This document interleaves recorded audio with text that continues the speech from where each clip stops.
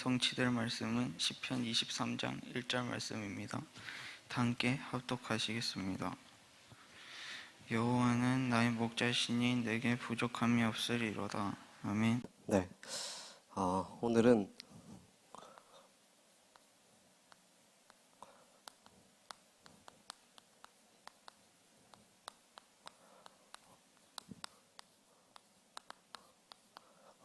여호와는 나의 목자라는 제목으로 함께 말씀을 나누겠습니다. 유명한 성경 구절이죠. 다윗의 시편에 기록된 다윗의 고백입니다.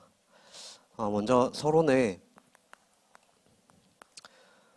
지난주에 저희 강단 메시지에서 아하스 왕에 대해서 이제 말씀을 주셨죠. 그래서 이 아하스 왕은 언약의 여정 속에 있었지만 언약의 여정을 걸어가지 않았던 사람이라고 했습니다. 그래서 우리가 아무리 언약의 여정 속에 있는 사람이라도 언약의 여정을 걸어가지 않으면 이런 고통스러운 삶을 살 수도 있다고 했죠. 그래서 우리가 이 언약의 여정을 잘 알아야 되겠습니다.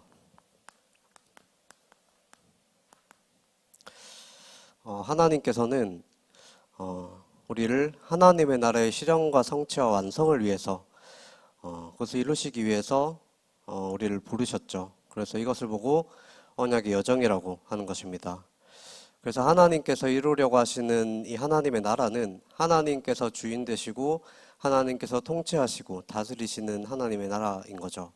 그래서 이 창세기 1장 1절에 태초에 하나님께서 천지를 창조하시면서 이 땅의 모든 천지 만물들을 다 창조하시고 그리고 마지막에 인간을 창조하십니다. 그래서 창세기 1장 27절 28절에 우리 인간을 하나님의 형상대로 그렇게 창조하시고 그래서 하나님의 자녀로서 하나님이 창조하신 이 모든 만물을 다스리면서 누리고 다스리는 하나님의 대리자로서 인간을 부르셨죠. 그래서 이 하나님이 지으신 하나님의 나라는 이 하나님과 함께하며 하나님 주신 축복을 누리고 또 이런 복을 주신 하나님께 감사하면서 하나님을 찬양하면서 그렇게 살도록 하신 것이 바로 하나님의 절대 임재와 주권과 통치가 있는 하나님의 나라인 것입니다. 그런데 이 하나님의 나라에 문제가 생기게 됐죠. 인간이 사탄에게 속아서 하나님과의 언약을 깨뜨리고 하나님을 떠나게 된 것입니다. 그래서 하나님이 인간에게 모든 것을 주시면서 다스리도록 허락하시면서 딱 한 가지만 못하게 하셨죠. 그 동산나무 중앙에 있는 선악을 알게 하는 그 나무의 열매는 절대로 먹지 말라고 했습니다. 이게 인간과 하나님 사이의 언약이었죠. 이것을 먹는 날엔 너희가 반드시 죽을 것이라고 말을 했습니다. 근데 그래서 이제 하나님께서는 인간이 이 약속을 지킴으로써 하나님이 이 땅과 인간의 주인이시고 또 참된 왕이심을 인정하고 또 우리는 그런 하나님의 자녀요 축복받은 하나님의 백성임을 잊지 않고 살아가기를 원하신 거죠. 그래서 그런데 이제 사탄이 와서 뭐라고 속였습니까? 너희가 이 선악과를 먹어도 절대 죽지 않는다. 오히려 너희가 이걸 먹으면 하나님처럼 될까봐 두려워서 하나님이 너희에게 먹지 말라고 했다. 이렇게 말을 하죠. 그 말을 들은 아담과 하와는 이 선악과를 봤을 때 먹음직도 하고 보암직도 하다라고 그렇게 생각을 합니다. 탐스럽게 보였죠. 욕심이 생긴 거죠. 그래서 저걸 먹으면은 내가 하나님 없이도 살 수 있겠다. 내 인생의 주인이 내가 될 수도 있겠다. 더 이상 하나님을 나의 주인으로 모시지 않고 살아가도 되겠다. 그런 생각이 들어오게 된 거죠. 그래서 이 하나님의 자리에 내가 앉아서 내가 하나님처럼 돼야겠다. 그런 마음을 먹고 결국 아담과 하와는 이 선악과를 먹게 된 것입니다. 하나님과의 언약을 깨뜨린 것이죠. 그런데 그 하나님과 언약을 깨뜨린 그 결과가 어떻게 됐습니까? 하나님을 떠나서 지옥과 저주에 사로잡혀서 이 사단의 종노릇을 하면서 결국에는 이 지옥 같은 삶을 살 수밖에 없게 된 것입니다. 그런데 하나님께서 언약을 주시고 반드시 언약을 성취하시는 하나님이시기 때문에 우리에게 다시 한번 새로운 언약을 주셨죠. 그게 바로 여자의 후손 메시아를 보내겠다는 그 언약입니다. 그래서 하나님께서는 아브라함을 부르셔서 이 아브라함의 가문을 통해서 아브라함의 씨를 통해서 하나님이 약속한 땅, 그 가나안 땅에 약속한 메시아를 보내시겠다고 약속을 하셨죠. 그래서 이 아브라함을 통해서 또 이삭에게 전달되고 이삭을 통해서 야곱에게 또 전달이 되고 쭉쭉 이제 전달이 되다가 그래서 지난주에는 이제 사사시대까지 오게 됐습니다. 그래서 우리는 이 언약의 여정을 알고 이 언약에 대한 중요성을 알아야 되겠죠. 그리고 우리가 받은 이 언약적 축복이 무엇인가를 알아야 되겠습니다. 그래서 하나님께서 우리를 구원하시고 우리를 부르신 이유가 무엇인지를 정확히 알아야 되겠죠. 그래서 지난주에 사사시대를 얘기하면서 기드온에 대해서 함께 말씀을 나눴습니다. 그래서 여호수아가 죽고 난 이후에 이스라엘 백성들은 하나님의 말씀을 무시하고 불순종하면서 거기 가나안 땅에 있는 우상들을 섬기게 됐죠. 그래서 그렇게 된 근본적인 이유가 있다고 했습니다. 그게 사사기서 21장 35절에 이스라엘에 왕이 없으므로 사람이 각기 자기 소견에 옳은 대로 행하였다고 했죠. 그래서 이 왕은 육신적인 왕을 말하는 것이 아니라 참된 왕이신 하나님을 왕으로 인정하지 않았다라는 것입니다. 그래서 이 하나님의 절대 임재와 주권과 통치를 인정하지 않았다라는 거죠. 그 결과로 이제 사사시대 때 여러 가지 범죄들과 또 각종 살인 사건들, 또 전쟁들이 끊이지 않았죠. 그래서 이 사사시대를 보면 악순환의 고리가 계속 반복되는 시대라고 했습니다. 이스라엘 백성들이 언약을 놓치고 또 우상숭배를 하고 자기 속에는 옳은 대로 행할 때는 하나님께서는 이제 적들이 침공하도록 허락하시고, 그래서 이 적들이 침공으로 위기에 처해서 또다시 회개하고 하나님을 바라볼 때 하나님께서는 또다시 복을 주시고, 이게 계속 반복이 됐죠. 그래서 우리도 마찬가지로 이 사사시대를 보면서 이 반복되는 영적 사이클에서 우리가 빠져나와야 되겠습니다. 그래서 우리가 그러면 오직의 신앙이 회복이 되어져야 되겠죠. 그래서 오직 그리스도, 오직 하나님 나라, 오직 성령 충만, 이 언약을 붙잡고 우리가 살아가야 되는 것입니다. 그래서 이런 이스라엘 백성들이 언약을 붙잡을 때마다 하나님께서는 이 사사들을 세워서 말씀을 주시고 또 그 말씀을 성취하셨는데, 그중 한 명이 지난주에 말했던 기드온이었죠. 이 기드온은 겁이 많은 겁쟁이였다고 했습니다. 그래서 하나님의 말씀을 의심하기도 했지만 하나님께서는 기드온은 하나님을 왕으로 인정했고 주인으로 인정했기 때문에, 그래서 하나님의 사람이었기 때문에 하나님께서는 기드온과 함께 하시면서 또 기드온에게 증거를 주시기도 하고 그렇게 기드온을 세워나가셨죠. 그래서 이제 기드온을 통해서 이스라엘 백성들을 이 미디안 군사들에게서 이 손에서 지키시고 또 건져내셨던 것입니다.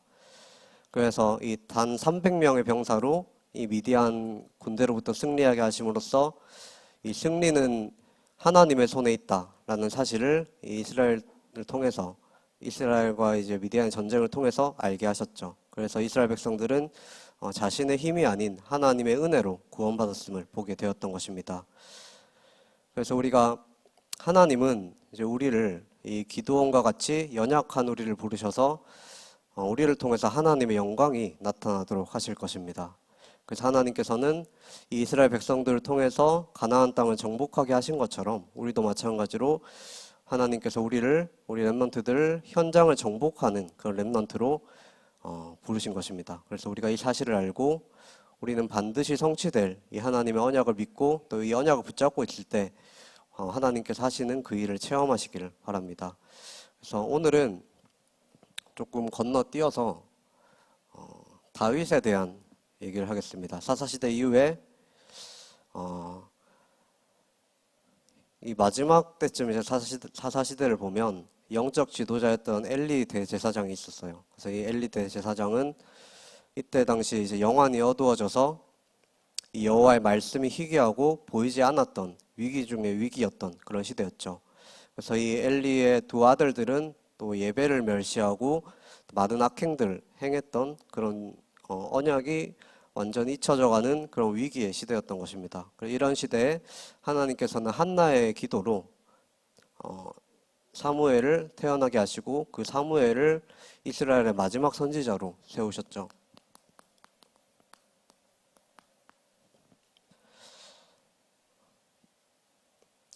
이게 아니에요. 그 마지막 선지자로 세우시면서 사사시대가 끝나게 됩니다. 그래서 하나님께서는 이 사무엘을 영적 서밋으로 부르신 것이죠. 그래서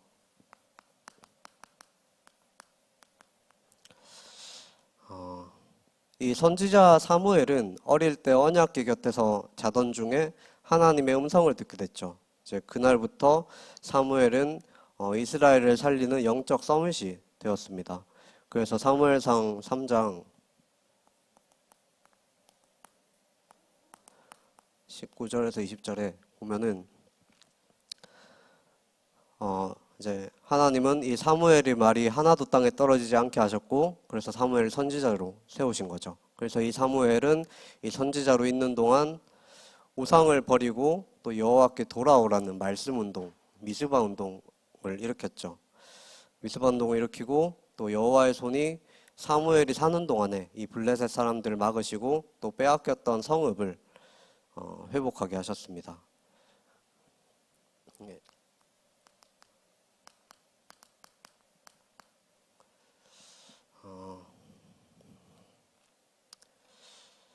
그런데 이제 사무엘이 좀 나이가 들었을 때 이스라엘 백성들이 사무엘에게 이렇게 말을 하죠. 우리도 다른 나라처럼 왕이 필요하다. 왕을 좀 세워달라. 이렇게 얘기를 합니다.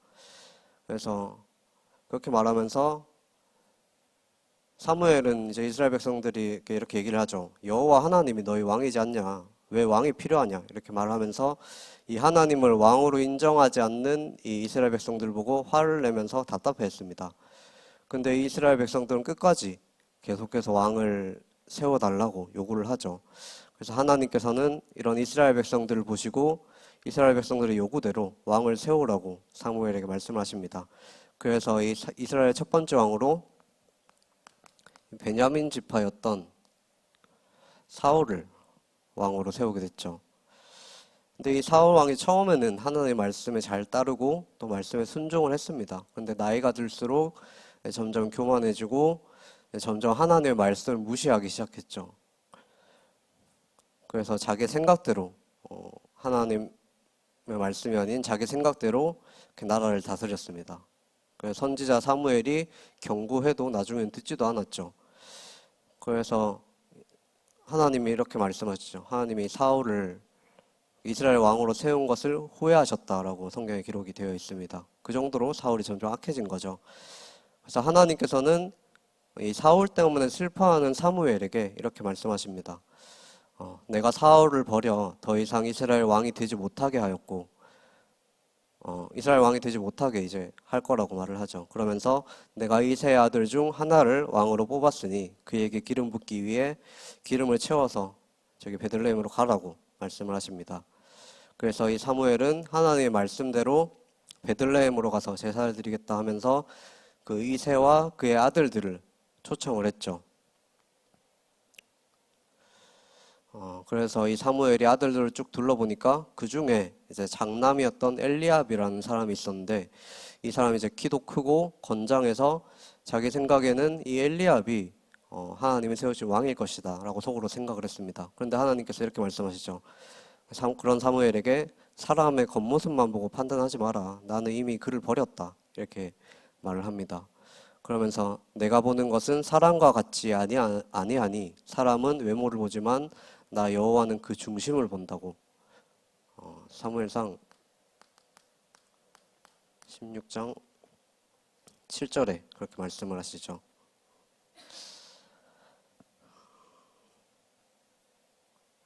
그래서 이새는 자기 아들들을 한 명씩 차례대로 이제 사무엘 앞에 데려옵니다. 근데 하나님께서 아무도 선택을 하지 않으셨죠. 그래서 사무엘은 이제 이새에게 여기 있는 아들이 전부냐라고 물어봤는데 이제는 이제 다윗이라고 저기 양 치고 있는 애가 한 명 있다라고 말을 합니다. 그래서 사무엘은 그를 이제 다윗을 데려오라고 말을 하죠. 그래서 이 다윗을 데려옵니다.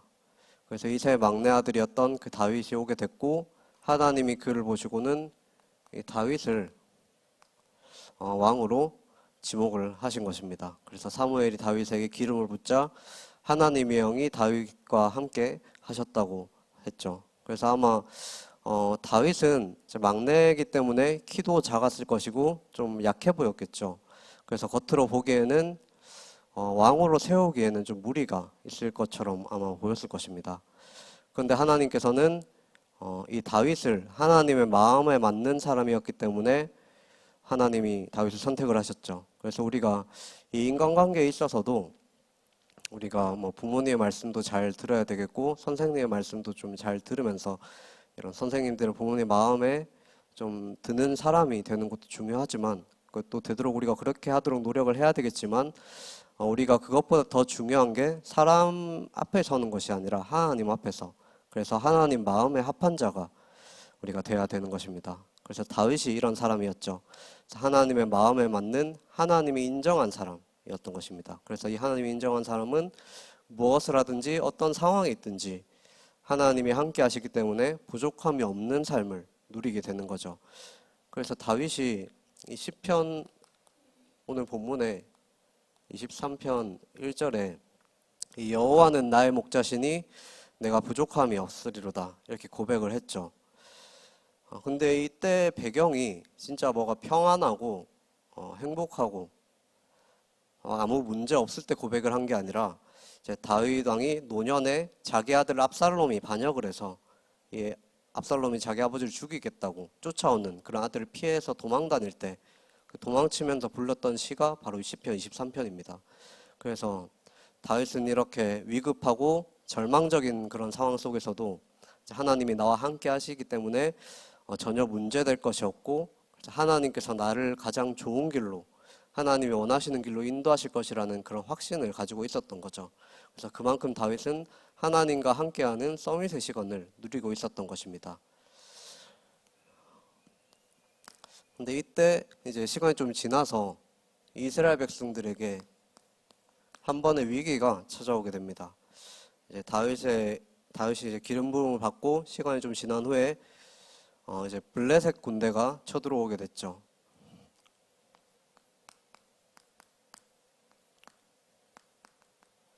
이 블레셋이 쳐들어와서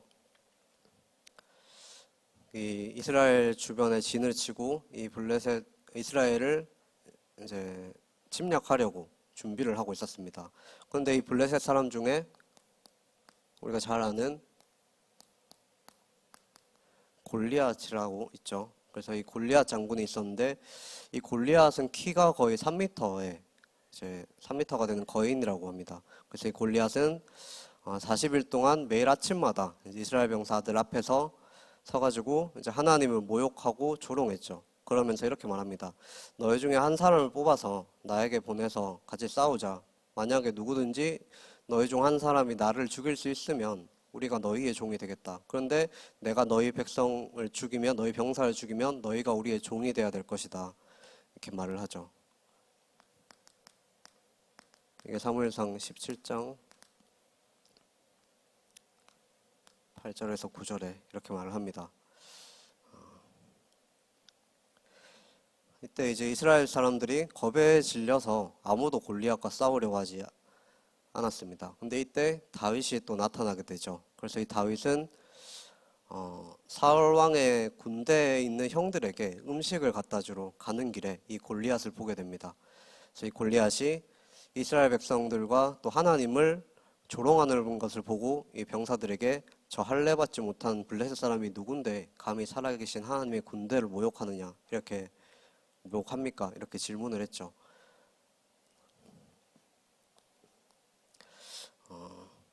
이때 이제 다윗의 큰형이 다윗을 보고 너 왜 왔냐? 전쟁 구경하러 왔냐? 이렇게 얘기하면서 꾸짖었지만 이 사울은 다윗이 한 말을 전에 듣고 다윗을 자기 앞으로 데려오라고 합니다. 그래서 여기 앞에 다윗이 사울 왕 앞에 서서 이제 하나님께서 나를 사자와 곰의 발톱에서 건져내신 것처럼 하나님의 군대를 모욕한 자 블레셋 사람의 손에서도 나를 건져낼 것이니까 자기가 나가서 싸우겠다 이렇게 말을 합니다. 그래서 사울은 이제 다윗의 말을 듣고 자기가 입는 갑옷을 다윗에게 줬죠. 근데 다윗에게는 이 갑옷이 너무 크고 무거워서 이 갑옷을 다 벗어버리고 돌 5개와 물맷돌, 그 새총 같은 그 돌팔매 그거를 들고 골리앗 앞에 나가게 됩니다. 그래서 이 골리앗은 다윗이 오는 걸 보고 네가 왜 왔냐? 나를 개로 생각하고 막대기 하나 가지고 나왔냐? 이렇게 비웃었죠. 그리고 자기 신들의 이름으로 다윗을 저주를 합니다. 그때 이제 다윗이 이렇게 대답을 하죠.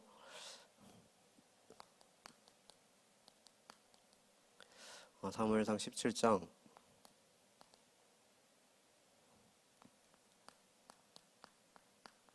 45절에서 47절에 이렇게 말을 합니다.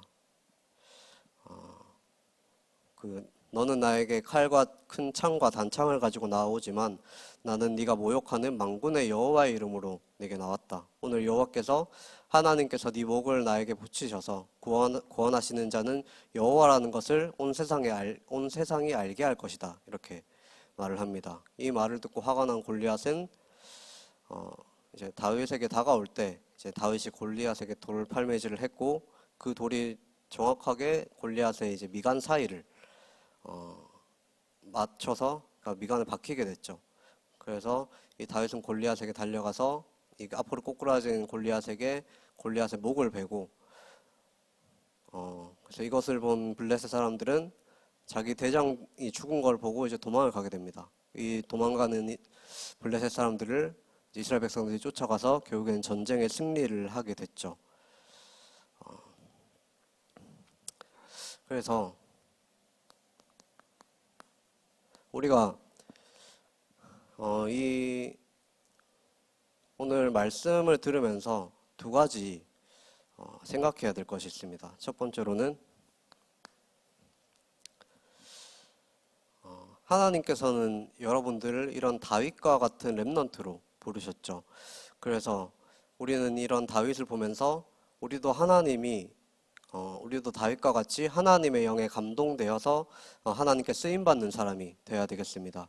그래서 하나님께서는 이미 모든 축복을 다 예비해 두시고 우리를 부르셨기 때문에 우리가 해야 될 건 하나밖에 없죠. 그래서 우리는 영적 서밋 자세를 갖추기만 하면 됩니다. 그래서 우리가 영적 서밋의 자세를 갖추는 도전을 해야 되겠습니다. 그래서 이 도전을 하시는 우리 긍상 청소년부 렘넌트 되시기를 간절히 소원합니다. 그리고 두 번째로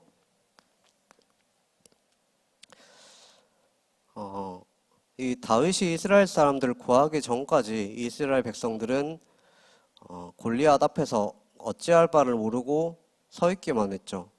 근데 사실 우리가 현실을 봤을 때 우리는 이 다윗의 모습보다는 싸우기를 겁내하면서 이 다윗과 같은 영웅을 기다리는 이스라엘 사람들과 우리의 모습이 더 많이 닮아 있습니다. 그래서 다윗은 이런 이스라엘 사람들 앞에 이 일을 위해서 준비된 하나님의 사람이었죠. 그래서 우리는 이것을 보면서 또 한 가지 생각해야 될 게 있습니다. 우리는 이제 다윗이 이스라엘 백성들에게 가져다 준 그 구원을 통해서 다윗을 통해서 예수님의 구원을 우리가 생각해 볼 수가 있겠습니다. 그래서 우리가 힘없고 연약한 이스라엘을 대신해서 전쟁터에 나갔던 다윗처럼 하나님께서는 이 메시아의 언약을 우리에게 주셨고 이 그리스도로 오신 예수님께서 우리를 대신해서 전쟁터에 나가셨고 이 사탄과의 영적 전투에서 승리하시고 또 죄와 죽음에 맞서 싸워서 승리를 하셨죠. 그래서 우리는 이 다윗과 골리앗의 싸움을 통해서 우리가 우리의 힘으로 구원을 받는 것이 아니라 하나님의 능력으로 구원받았다는 사실을 묵상하는 한 주간이 됐으면 좋겠습니다. 그래서 이 연약하고 힘없는 우리를 대신해서 우리의 힘으로는 절대로 해결할 수 없는 이 원죄 문제를 해결하신 예수 그리스도를 통해서 이 구원을 주신 하나님의 은혜와 사랑을 생각하고 또 이 여호와 하나님께서 우리에게 주신 이 구원이 얼마나 값진 것인가를 묵상해보는 이번 한 주간 되시기를 간절히 소원하겠습니다. 네, 기도하고 마치겠습니다. 살아계신 하나님 아버지, 정말 우리 큰사랑교회 청소년부 렘넌트들이 정말 하나님과 함께하는 임마누엘의 축복을 누리게 하여 주옵소서. 그래서 이 중요한 시기에 많이 힘들고 또 흔들릴 수도 있고 낙심할 상황도 오겠지만 그 상황 가운데서 정말 여호와는 나의 목자시니 내게 부족함이 없으리로다 고백한 그 다윗의 고백처럼 하나님이 나와 함께 하시기 때문에 그 어떤 문제도 문제가 되지 않음을 알고 그 모든 상황 가운데서 하나님의 계획을 깨닫고 또 하나님을 바라볼 수 있는 그런 영적 서밋의 자세를 갖추는 렘넌트들이 될 수 있도록 주님께서 인도하여 주옵소서. 모든 말씀 살아계신 예수 그리스도 이름으로 기도합니다. 아멘.